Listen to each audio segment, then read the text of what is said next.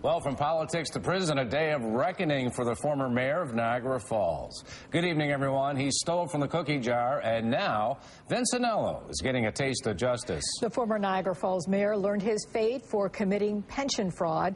News 4's Luke Moretti reports. Very, very tough way in the political career.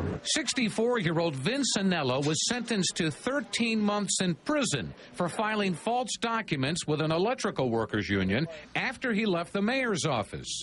Federal prosecutors say his technical status was that of a retired union member, making him eligible to collect a pension. The monthly maximum would have been 39 and a half hours each month, and in fact he worked more than that, but reported that he worked only 7 hours a month. Anello has been the subject of federal investigation for years.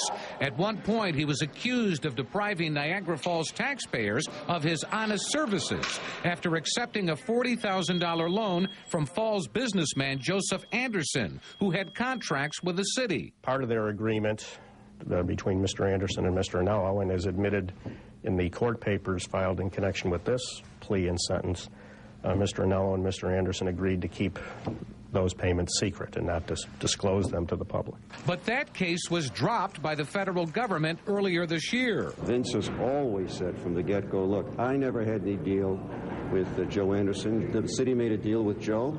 It was to the city's benefit, not Joe's. As for his conviction in the pension case, Anello has been ordered to repay the union. He still owes about $45,000. Now it's time for Vince to move on. He'll serve his time. Hopefully, we'll get him back as quickly as we can with his family. We're hopeful in good time. With good time credit, it should be about 11 months. Now, Anello left federal court following his sentencing. He will have to turn himself in at some point over the next several weeks to begin serving the prison term. Luke Moretti, News 4.